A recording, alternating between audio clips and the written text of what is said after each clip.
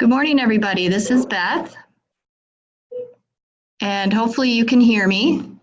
I'm going to just get this webinar started and turn it over to Jess. So she has the headset, so hopefully this is clear enough for everybody. This is our final monthly webinar in our webinar series for, okay, one moment. Okay, we fixed it. This is the last webinar in the monthly series for SEL webinars. And as with all the others, it will be recorded and posted on the SEL Opportunities and Training webpage in the table like the others were. It is also going to be added to the YouTube playlist where all the SEL videos, all the monthly ones, including the evidence-based practice webinars, are posted as well. Please give us a little time and have some patience. These webinars are required to go out to our vendor to be closed captioned before we can post them, and we've been doing quite a few, so there's a bit of a backlog. But it will be posted as soon as it's ready.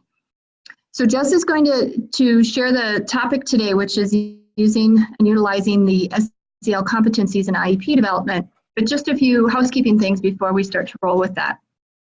If you've been on these webinars, this is going to be pretty consistent. If you have questions, please feel free to put them in the chat box. I will be monitoring the chat box. So when there's a logical place to pause, I will ask Jess those questions. She's open to taking those as the webinar proceeds.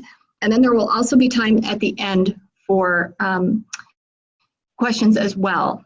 Jess is also going to share a few tools, and what we will do is if you are interested in getting those and we don't have the link set up right away, we will send that link out to everybody for access to a Google folder after the webinar, and I'll send it out through the SEL listserv. If you are not on the SEL listserv, simply let me know that through the chat box with an email address, and we can make sure that you get the tools that she is sharing. And periodically through this webinar, she's going to ask you to raise your hand. It's just a way for her to get some idea of who's in the audience and the types of roles that you have. So we encourage you to do that as well. I'm going to turn this over to my colleague Jess, who is an education consultant here on the special ed team. And she's going to share with you some really great ideas about how the competencies really fit in with the IEP development and in general development for special education children. So Jess, I'm muting, and it is.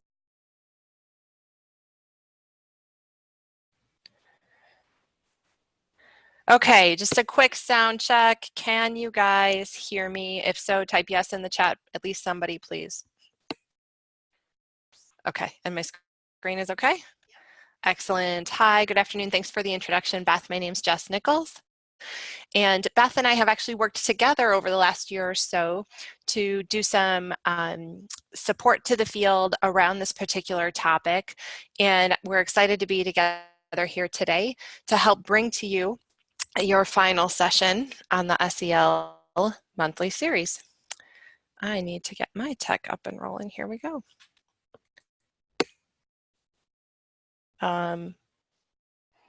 My whole webinar just disappeared. There we go. All right, so today's work, we are going to start with understanding what a college and career ready IEP is. We will spend some time exploring why social and emotional learning is a critical component of the IEP. And we will also learn how to utilize Wisconsin social and emotional learning competencies within the IEP process. So I have a few questions for you all before we get started. Go ahead and locate your raise your hand feature within your Zoom platform and raise your hand if you are a special educator responsible for developing IEPs.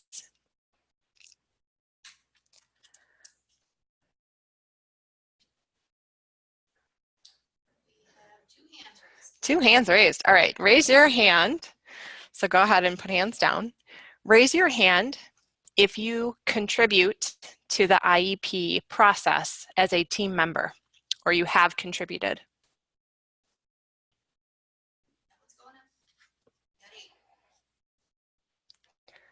All right, Awesome.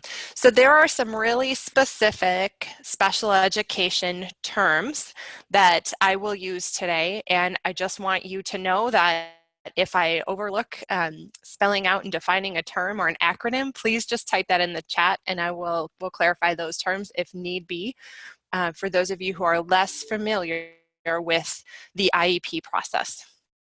So let's go ahead and start by defining what a CCR IEP is. A couple of years ago, the department released some updated guidance on IEPs, and it included some sample forms and more specifically, some deeper guidance around IEP development. And that guidance is called the College and Career Ready IEP. This was done in response to a federal initiative called Results Driven Accountability. And in Wisconsin, we selected reading as our initiative. So we have RDA, or Reading Drives Achievement, in our state. And the CCR IEP process was really developed in response to those initiatives in order to improve outcomes and specifically reading related outcomes for students with IEPs. So it's important to know that this IEP, a College and Career Ready IEP, and let me back up and define IEP. IEP is an individualized education program. It's a special education document that outlines the needs of a student who has been determined a student with a disability. And that document meets those disability-related needs and helps ensure that the student graduates ready for further education, work, and living in the community.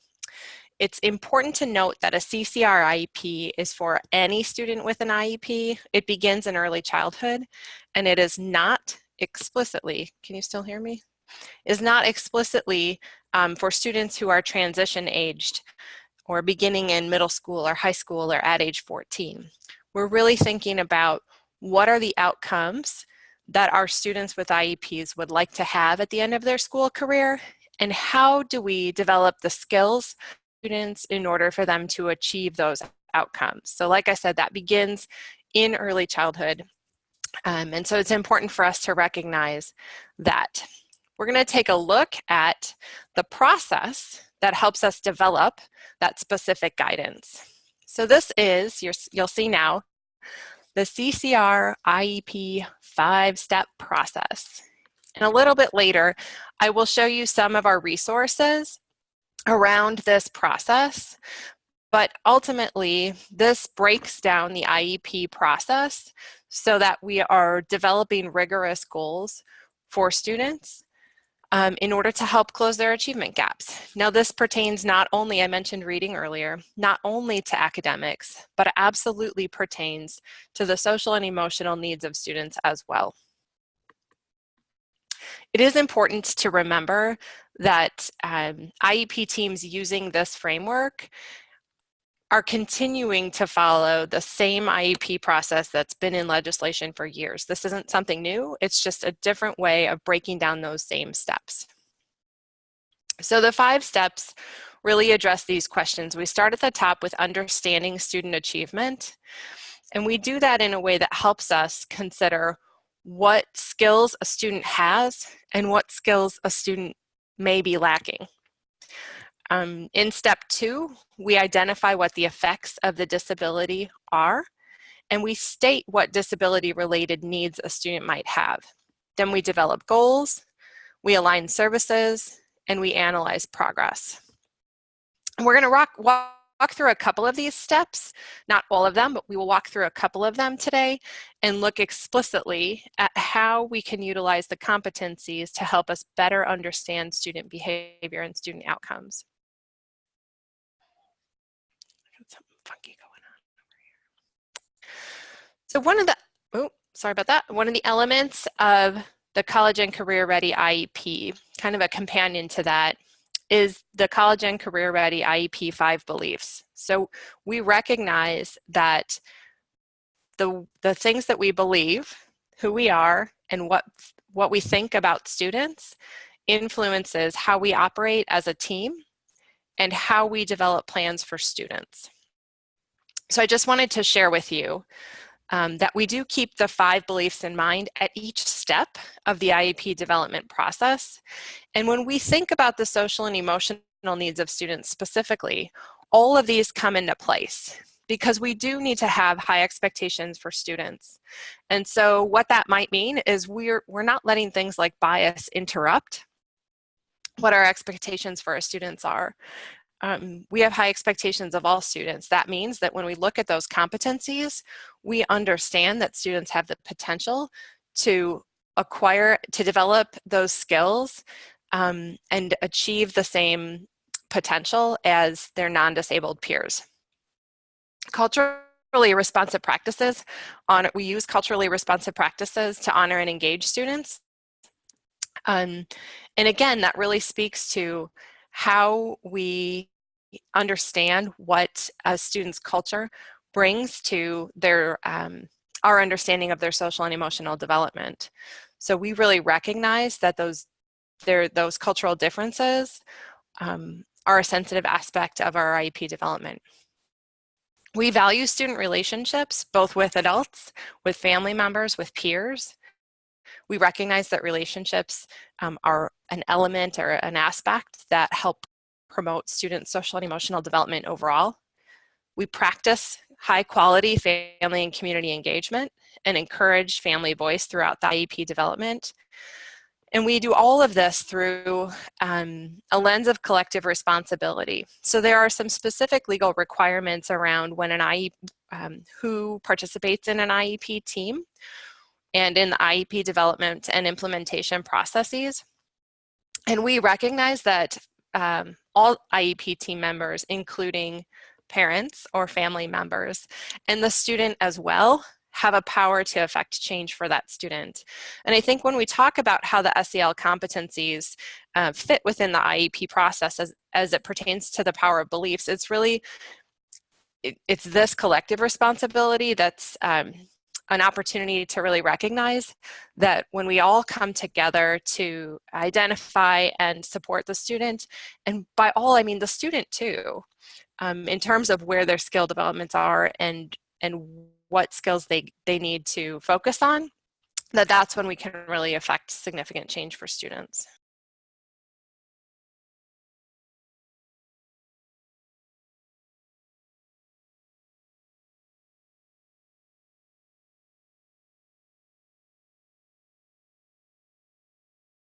We got my slides fixed. Thank you very much, Beth. All right, so when we look at what the content is that guides our IEPs and that guides not only our IEPs, but that guides our work in schools, we look at this model. And this really breaks down the relationship between what the vision, the principles, the process, and the content are. And so you can see that our vision, and we've heard this before, we're going to say it again, is that every child is a graduate, college and career ready. We use the guiding principles of teaching and learning to move through an equitable multi-level system of supports to implement the standards and functional skills that is our content. We do that within the context of professional learning. We utilize stakeholder communication and engagement, so that's just our model. And when you look at what drives our content, you can see that we have Wisconsin's academic standards.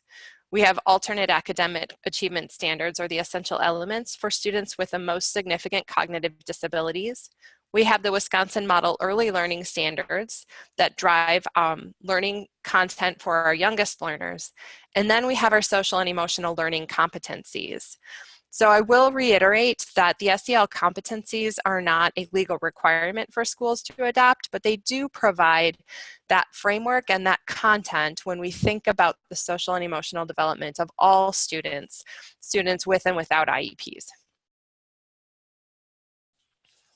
So I'd be remiss if we didn't revisit the definition of SEL before we dig into this any farther. I know that we tend to do that every single time we have this webinar, but I think it's important for us to anchor ourselves on what it is when we talk about social and emotional learning. And so we'll look at this definition from Castle again that iterates that SEL is a process through which children and adults not only acquire, but also effectively apply the knowledge, attitudes, and skills necessary to understand and manage emotions, set and achieve positive goals, feel and show empathy for others, establish and maintain positive relationships, and make responsible decisions. Now let's start with this question, why? Why is SEL an important part of IEPs? This definition that we just looked at, this Castle definition, this is what we want for all students, right? We want all students to have the competence to build the social and emotional competence to effectively apply what they need in order to be successful within multiple contexts. So why is it an important part of IEPs? Well, this is one of my favorite parts of the discussion. So first, let's think about our population of students with disabilities. Students with disabilities often report difficulties with social relationships. One study indicates that the prevalence rate of nearly 25% in elementary school and 34% in middle school in terms of students that are reporting difficulties with social relationships, and that's actually 1.5 times the national average for students without disabilities. So that's just a self-report in terms of difficulties with social relationships. We can also look at some bullying data, which is the highest for students with emotional disturbances across all school levels.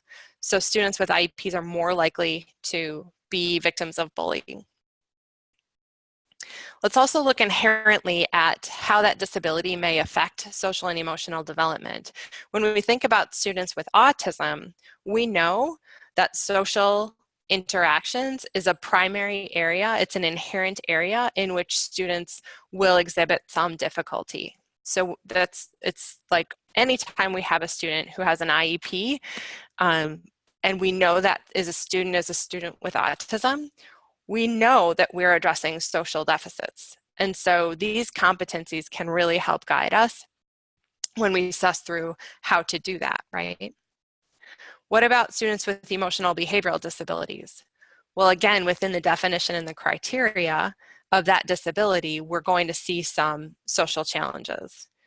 And then students with disabilities in the areas of communication as well. Communication really impacts the way we interact with others, which is, again, part of what social and emotional learning is. Let's talk briefly about functional skills. Functional skills are a legal requirement that are addressed within IEPs. And if you just look here, this is some definition of what functional skills are. So they're those skills that are not considered academic. And they may include all of these bullets on your screen. And I'll just draw your attention to the bottom one, which explicitly in the federal definition states could include social and emotional skills.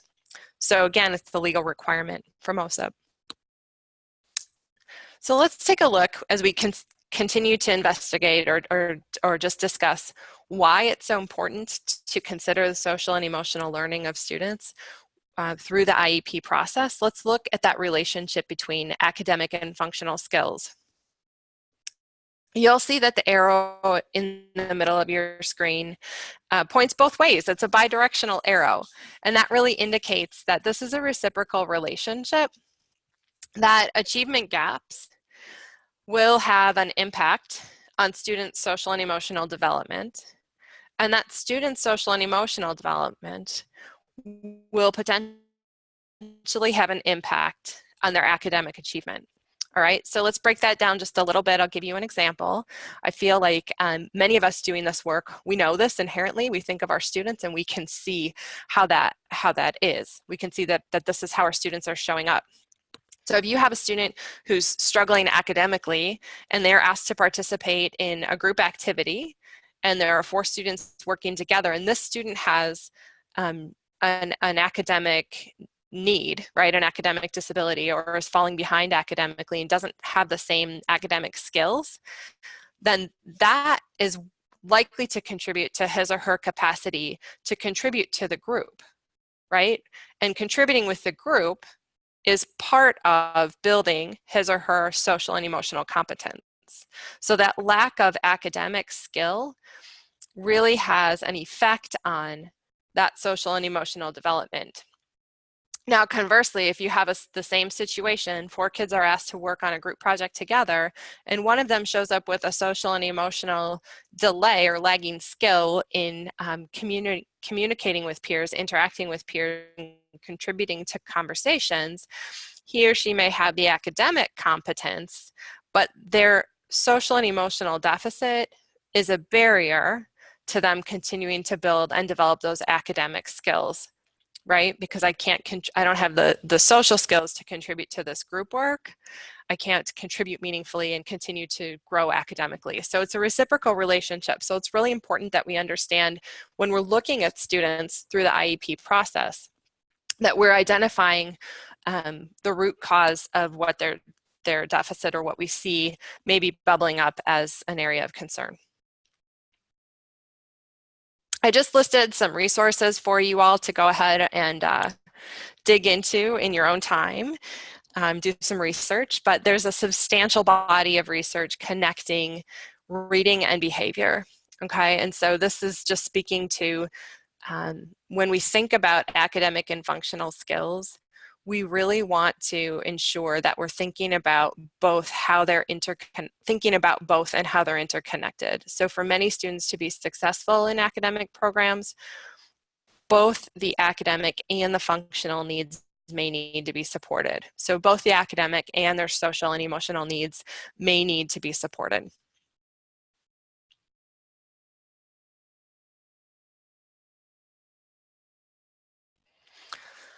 All right.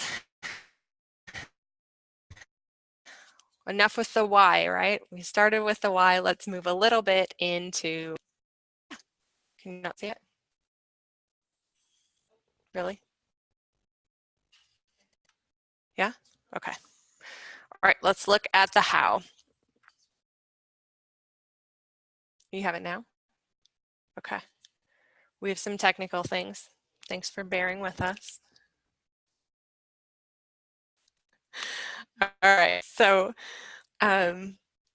again, we want to really consider students' social and emotional development within each step of IEP process.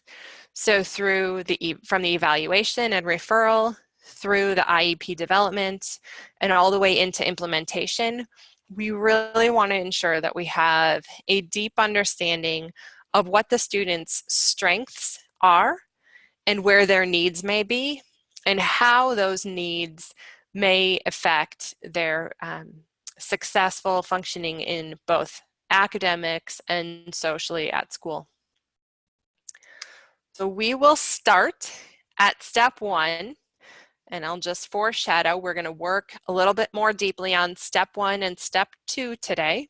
So step 1 is what we used to call the present level, or the PLEP, or the PLOP, or the PLAP, for those of you who are long-term special letters, lots of names. Right now we're going to call it step 1, and this is where we do a deep dive to really understand students' individual achievement in terms of their grade level academic standards and those functional expectations, right? So that's referring us to what their social and emotional skills are in order to identify their strengths and needs. So the purpose of this is really to give us information that reflects the individual student, the skills that they have, as well as the areas in which we want to dig a little bit deeper and better understand what needs they might have, what skills we might need to address. When we think about this, we have a couple of questions that we ask ourselves. So we want to always be comparing back to the grade level standards or the grade level expectations for kiddos. And so we can kind of ask ourselves, what are the skills that are related with those expectations for each particular grade level, right? And what are the criteria that we look at for how we identify whether or not a child has the skill or not? You may be engaged in district level screening for social and emotional learning, and that may be a place where you can get some of this information already. And there may be other places, other data points that you already have that are going to help you guide your discussion around step one.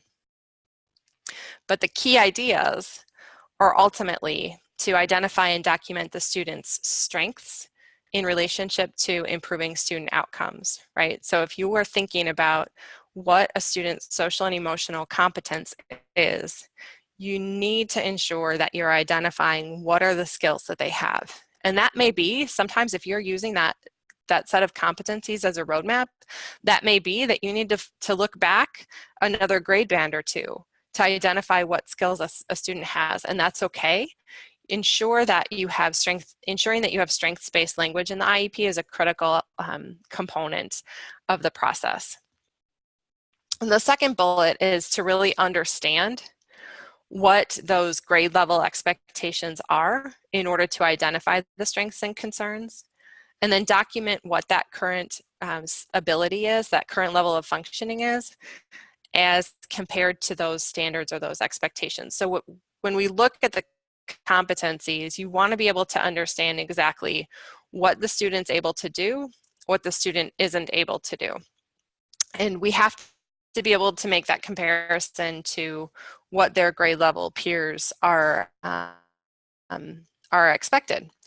I think one of the commentaries on this in step one is that sometimes when we are thinking and what within the IEP process, right, and what skills a student has or doesn't have, we can lose sight of that developmental progression. And so anchoring our step one data in those competencies really helps us keep our eye on what's developmentally appropriate at this level, right? I know that I'm guilty of this in prior teaching positions. Like, I just want the student to be able to da-da-da-da-da-da. And sometimes when I look at that specific skill that I want for that first grader, it's actually in the 6th to 8th grade band. And it's like, whoa, hold on. That is not yet expected independently, that skill, for any students. So we want to have high expectations, but we also want to connect the expectations of our students with IEPs to the expectations that we have of all students. So for example, I just pulled out one of the competencies and plugged it on the screen here. Okay, so if you're familiar with what the competencies look like, you'll see that this is competency number 3.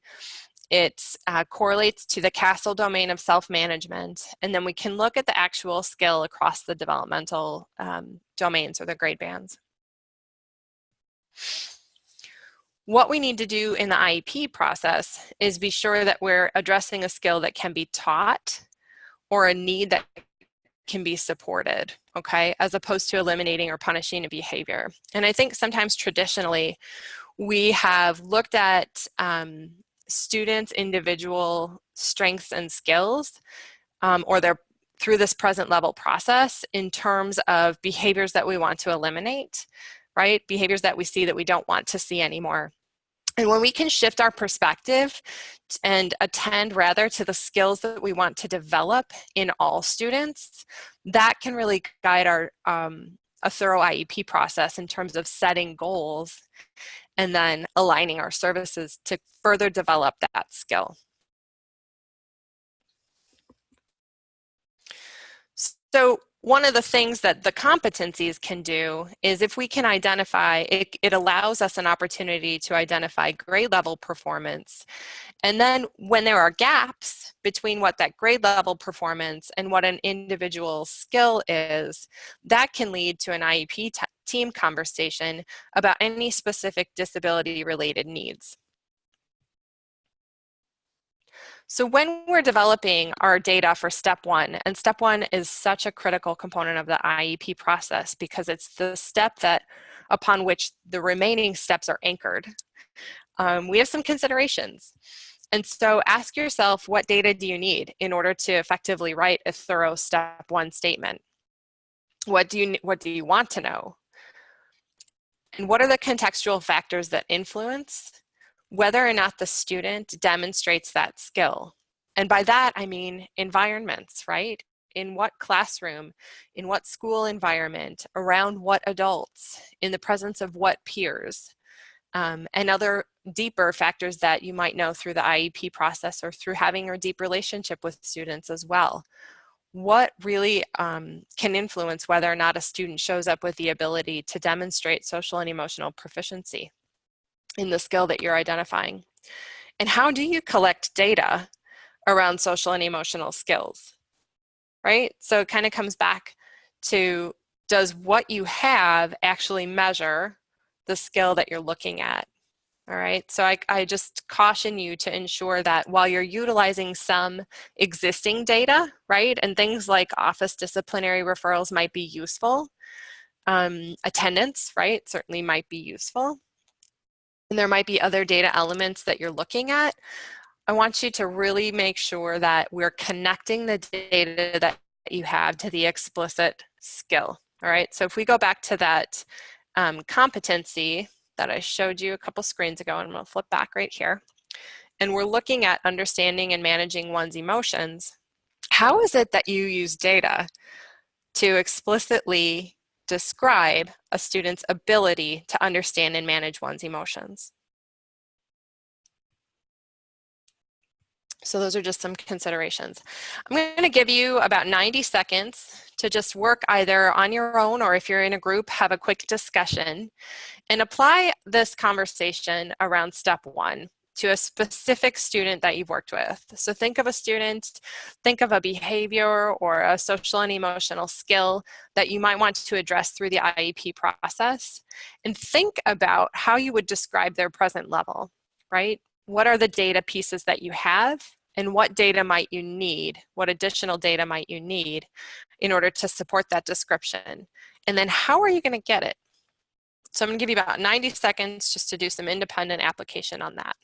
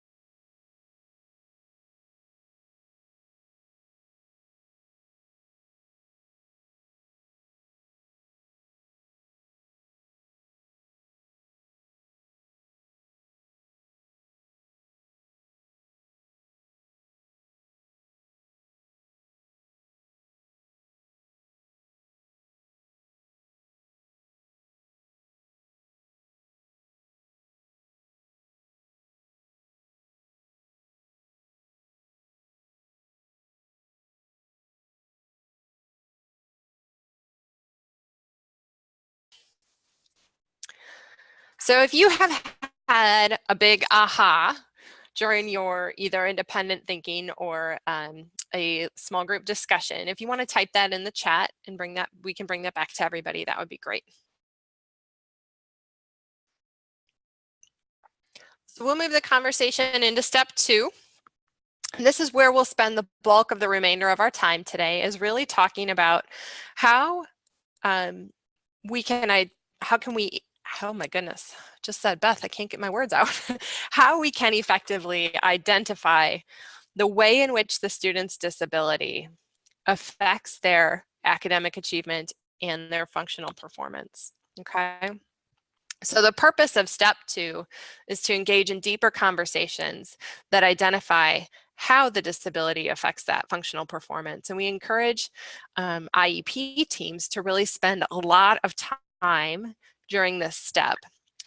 We encourage teams to go through what we call a root cause analysis, or asking why 5 times, the 5 whys. If you've been to any of the CCR IEP training days, you will be very familiar with this process. But really what that helps us do is clearly identify the student's disability-related needs so that we can develop IEP goals and services to address those needs. Okay, so we really reflect on the data and the information that we identified and provided during step one, during which we made those observations about the effects of the disability, and we apply and analyze to the root cause for why the student is struggling. Then during this step, we also synthesize and summarize into what we call disability-related need. I'm going to give you a visual graphic organizer for that in just a minute. But I just want to quickly note two things for us. So for preschool children, academic achievement generally refers to the knowledge and skills such as early language development and communication, literacy, cognition, and general knowledge. So we have this guidance around what we're talking about for preschool children, and that's identified, if you can think back to that big slide, in those Wisconsin Model Early Learning Standards. This other one, and move us on for the sake of time. And let's look at the key ideas for step 2. So there are 3 parts of step 2. And the first is to document the observations of the effects of the student's disability. And this is very much our focus on the special education team, is looking at access, engagement, and progress. And it's important to understand that when we talk about access, engagement, and progress, we mean in grade level academic standards and functional expectations. We're talking about across school environments. We're talking about academic lessons, we're talking about curriculum for sure, but we're also talking about social and emotional access, right? So how is the disability affecting that student's access, engagement, and progress? Well, engagement is an inherent element of social and emotional development, right? Social, by definition, requires engagement with other people. So it's important for us to ensure that we're looking at the social and emotional needs of students during this step as well. Then we analyze the root cause. That's the 5 whys. Again, it's why is the student struggling with that access, engagement, and progress. And we summarize and synthesize in order to state a disability-related need. If you were to attend a full day training on college and career ready IEPs, and specifically if you were to attend one that has the lens of social and emotional learning, then we would go ahead and dig deep into each of these 5 steps over the course of an entire day. So please know that this is a quick overview of that process. This is a visual that helps us understand the connection between step 1 and 2, as well as break down step 2 into those 3 parts. So step 2, the conversation begins with identifying how the disability affects that performance by asking the IEP team to describe the observed effects. So you'll see that in step 1, we're really just serving as more of a reporter and stating, these are the observations I've made about the student's social and emotional skills, abilities, and areas of need.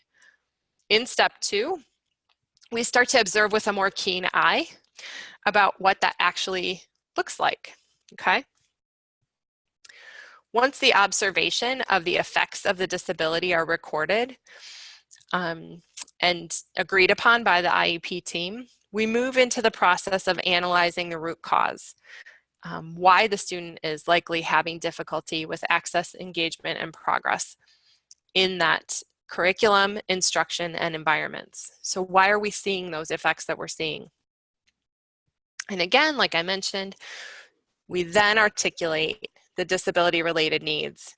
And that's where we really act as a synthesizer, right? We move into pulling together all of the information that we've gathered so far to clearly identify the disability-related need that helps us develop an individualized IEP, goal, and services. So this is a process chart that helps us record steps 1 through 4. And I just want you to see that if you haven't seen it before. It was developed to help serve as a place where IEP teams can record data. But I want to share with you right now just a little bit of an example of how we might do this for students' social and emotional development. Now I know the print is small, so you might want to increase the screen if you need to, but we are going to talk through a specific case study here, okay? So let's look at step 1. That's our light blue column. And you can see the question at the top asks, what is the student's performance as it's related to their grade band SEL competency? And in this particular case study, we have a 6th grade student who's engaging frequently in verbal arguments with peers or friends about 5 times a week, that to the level that they require some sort of adult intervention, okay? Remember, the reporter says that it's occurring during unstructured times, including lunch, recess, and passing periods in the hallway. And the student has been removed from regular education, from that environment, right, out of the classroom, about 2 times a month, each time lasting no more than 30 minutes. So that's where we're starting. That's our current level. That's our step 1. And now we're going to look at step 2 and we're going to break it down. And the reason that we're going to do this, we're walking through this example, is so that you can see the way in which an IEP team may walk through this process for your student. Now, one of the things that I'm going to point out before we dig a little bit further into step 2 is that there's no right or wrong answer when we go through the root cause analysis. For each and every individual student, we observe what we observe, right? We report what we report, and we observe what we observe. And then during that second part of step 2, the root cause analysis, we have discussion about potential whys. We don't always know. We can't always answer that concretely. And so as an IEP team, we make the best presumptions that we can, and we move forward knowing that IEPs are living documents and that we revisit, we monitor progress, and if what we are, the services and the supports that we're providing to a student aren't having the desired impact, we're not building that social and emotional skill to the extent that we would like, we go back and we revisit it. And we may determine a different root cause, and that's okay. All right, so there's no one right answer. So we begin step 2 by looking at the effects of the disability, okay? So we say, what are the effects of this behavior on the student's access, engagement, and progress in the general education classroom with their peers? Well, for this particular 6th grader, we see that there are verbal arguments. We see that they do not occur in structured times. They don't occur when an adult direction to the group is given or in small groups of preferred peers. We observe that the student has few close friends and often sits alone, and that the student generally responds to verbal redirection from adults. So we move into a root cause analysis and ask why, okay? So why is the student removed from regular education environment? Well, the student argues with peers. And we continue to go on and ask why. Why is the student arguing with peers? Well, maybe the student doesn't have the skills to understand the perspective of others. And as we go on, and I'm not going to read this entire document to you, I just want to demonstrate that as we go on and move into the third part of step 2, the disability related need, where we determine what that specific need is that affects social and emotional development of the student, we can rely on the competencies as a guide to help us more effectively communicate that student's disability-related need. So here you see 2 disability-related needs stated. The student needs to improve communication skills in order to independently establish and maintain social relationships. The student needs to develop perspective-taking strategies to predict how their own behavior affects the emotion of others, okay? So if we go on and take a peek at step 3 and step 4, you can see where we're going with this, but I'm going to move us into another opportunity to just take a quick 9, go back and think about that student that you reflected on during step 1.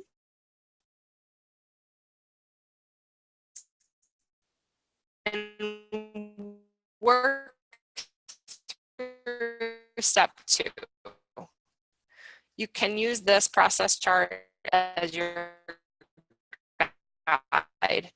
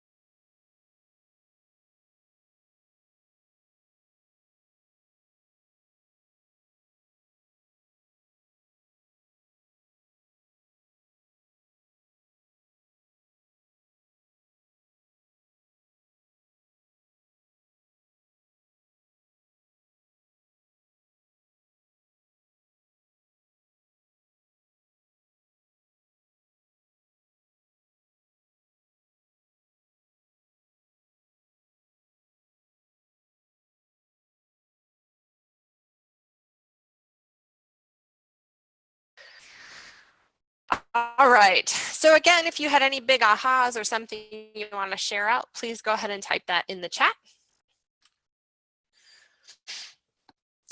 What did you notice? So I really enjoy this conversation when I have a live audience, and I'm just going to encourage you, if any of you have anything to contribute, please type it in the chat, because I think it helps for us to learn from each other. So how do the competencies help us better describe students' current levels? And do they support your understanding of the effects of the disability in step 2? I'm hoping so.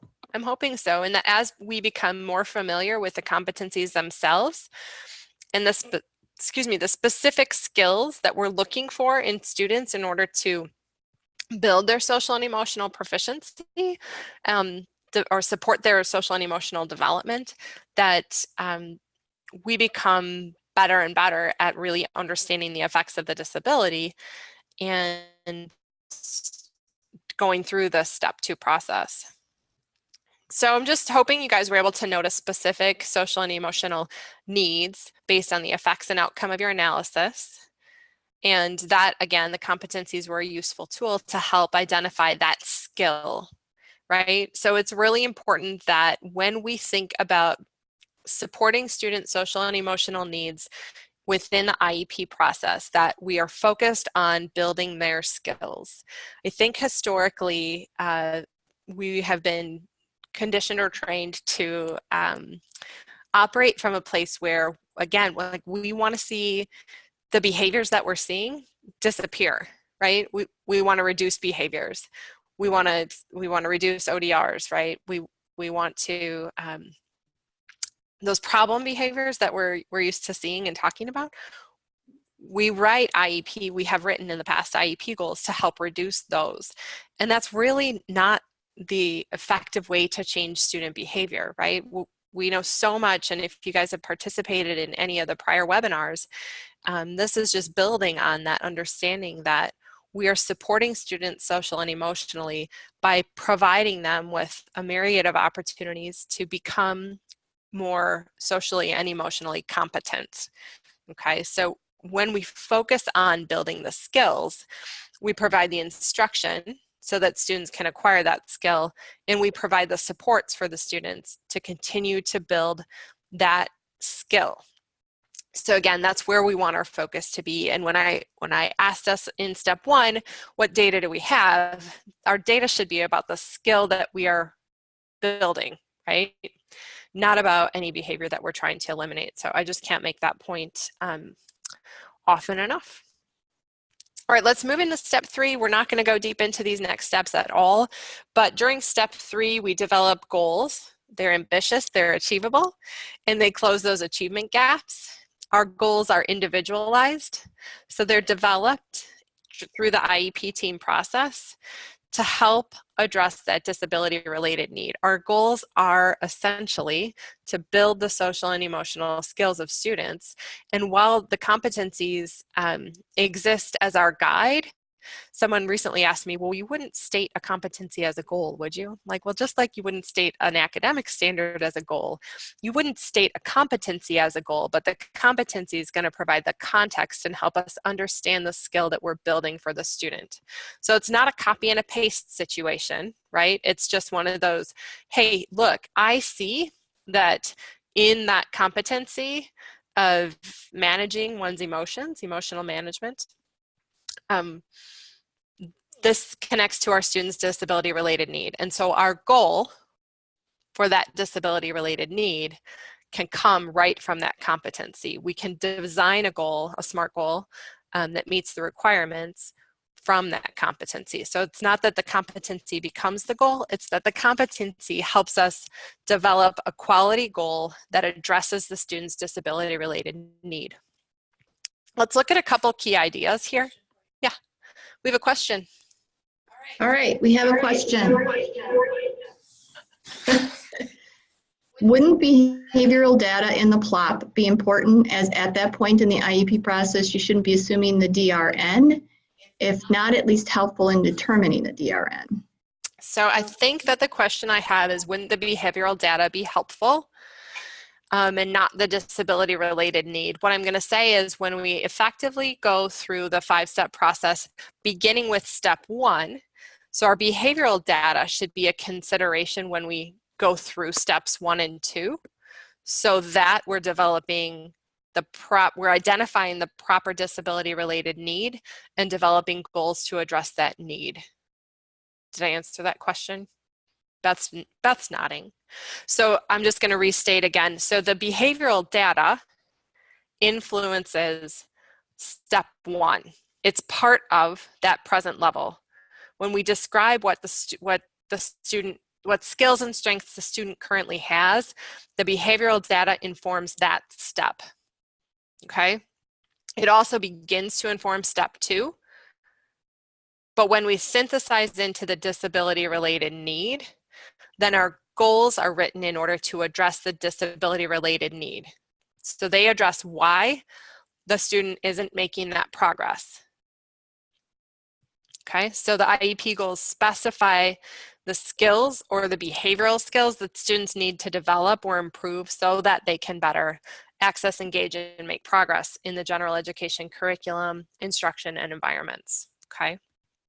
So when we connect the IEP goals to the disability related need, then we're ensuring that the goals are addressing those root causes. All right. So it's like, if you're familiar with the work of Ross Green, right? It's about going upstream. That step 2 really gets us to the point where we're thinking not about the behaviors that the student's showing up with, but about why the student's showing up with those behaviors. So again, the behavioral data is an absolutely important and critical element of the process, but the goals don't connect to the behavioral data without step 2, which helps us really understand and go upstream, right? What's going on with the student? Why is this our behavioral data profile? So all IEP goals are measurable, ambitious, and achievable. I'd be remiss if I did an IEP training and did not say that, so I want to state that. And then I think I want to also state that each disability-related need needs to have a goal and services, okay? And then one more thing to comment on right here is we at the department get lots and lots of questions about students who have IEPs for academic needs or are determined a student to be a student with a disability through specific learning disability, for example, so a more academic process. And if that student has a behavioral need, is an IEP the way to address it? And the answer is absolutely yes. Anytime a student with an IEP has a behavioral concern, the IEP needs to address that. So if we're noticing a lagging social and emotional skill in any student with an IEP, regardless of how we consider that student eligible for special education, the IEP has an obligation to address that behavioral need, to address that social and emotional skill deficit. So this is just a breakdown of how we write IEP goals. The IEP goals must have a baseline, a level of attainment, and a procedure for measuring progress. So again, this is thinking about, is the goal written in a way that we can measure and see growth? And you can watch for some further guidance on that coming from the department this next fall. In step 4, we align our special education services, and just want to show you there are 4 ways in which we serve students with through special education. There's specially designed instruction, which is required to be included in every IEP, and just some examples of how we might do that to support the social and emotional learning of students with IEPs. Might be through a social skills group, right? Might be through peer-mediated instructions and interventions, or specially designed instruction and specific self-regulation strategies. We have related services. Related services could include counseling, program modifications or supports for school personnel, could include training staff on specific tools that a student uses or strategies that a student uses for coping or managing emotions. And then we have supplementary aids and services, and just an example of that might be a graphic or visual organizer to help enhance access to certain coping strategies that we identified to help maintain self-regulation for students. That's not an exhaustive list. That's just to give you some examples in terms of how we think about what those special education services that support students are. Step 5 is analyzing progress. And again, that's when we made that determination during step 2 about what a disability related need is for a student. If we're addressing that need through our goals and services, yet don't see that change in progress, then we really need to revisit step 2 and consider again whether or not we've identified the most accurate disability related need for a student. I have a question. So the question is, can you clarify DRN and goals and services? Does there need to be a separate goal for each DRN, or could one goal or service potentially address more than one DRN? Okay, so the question, and everybody heard you, right? The question regarding goals, services, and disability-related needs is that there must be a goal and service to address each disability-related need, but multiple disability-related needs may be addressed through the same goals and services. So it's really up to that individual team to determine what the student's disability-related needs are, to write the goals that will address those disability-related needs, and that could be goal or goals, and then determine the services. They're all connected through that linking form, and within the 5-step process, they are all connected. But the idea is that you don't identify a disability-related need for a student and then not address it in the IEP process. Once you've identified a need for a student, then that needs to be met through a goal and a service. But it doesn't need to be a one-to-one correspondence. Does that clarify? All right, so I just have a couple minutes and I want to share with you some resources. Again, there is a one-day training that occurs at CCS throughout the states, and again at district levels as well, on the College and Career Ready IEP process. We're going to have some more access to topical trainings next school year, so some specific training for related service providers, specifically for students engaging in alternate standards, and then social and emotional learning as well. So this page, this College and Career Ready IEP webpage, is the landing spot for your resources. You can find that right on the DPI page by searching CCR IEPs or through this link here. And here are your resources. We have, if you are a trainer of CCR IEP content, you can access all of our training materials here too. If you're interested in digging deeper into any of these resources or the steps, there are quick step check documents for each of the 5 steps, and the blank process chart is there as well if you want to use that as a tool. We anchor in culturally responsive practice, so we have links to that. And there's a co-teaching. This particular one has links to all of those. And then our final resource that I want to share with you is there is a discussion tool that helps connect the 5-step process that IEP teams can engage in through the IEP team process. So I encourage you to explore that on the DPI website as well. With that, I'm going to turn it back over to Beth. So I'm going to open this up for any final questions that you have for Jess. If you were following chat box, you can see that I did post a link to the competencies. Also to let you know that the PowerPoint that Jess is sharing today will be provided with the archived webinar once it's posted on the website. So you will have access to this with the live links in it. So any questions, please put them in the chat box. We've got just a few quick minutes. We can access Jess here.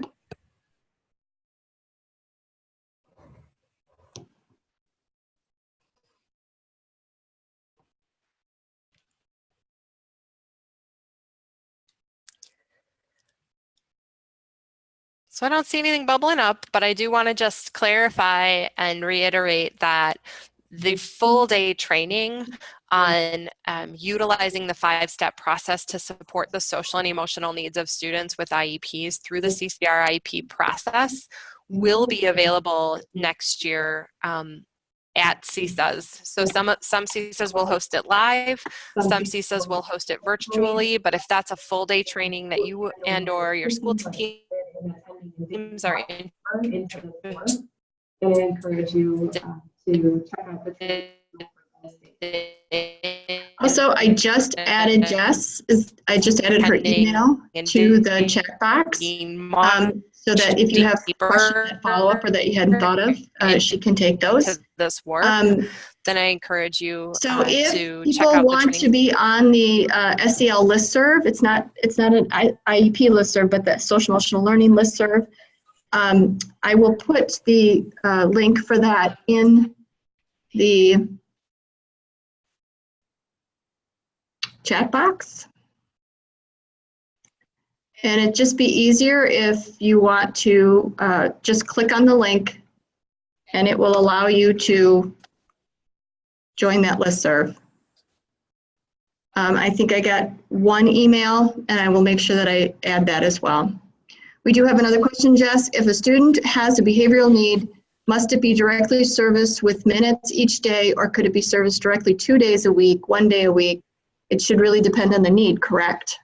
Yep, it does. You're exactly right. It depends on the need, and it's an IEP team decision. We don't have requirements about the types of services that or supports that any particularly given would merit, right? So just like I'm not going to say if a student has a need in reading fluency, they require 30 minutes of direct instruction every day. I'm not going to say if a student has a specific behavioral or social and emotional need, they require a specific number of students per day or per week. That's really based on the disability related need, and it is an IEP team decision.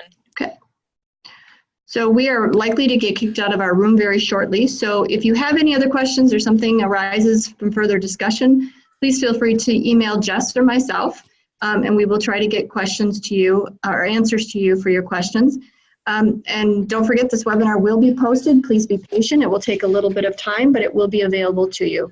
So have a great day, everybody, and thank you for joining us. And we look forward to talking to you next time we have a webinar. Have a great day.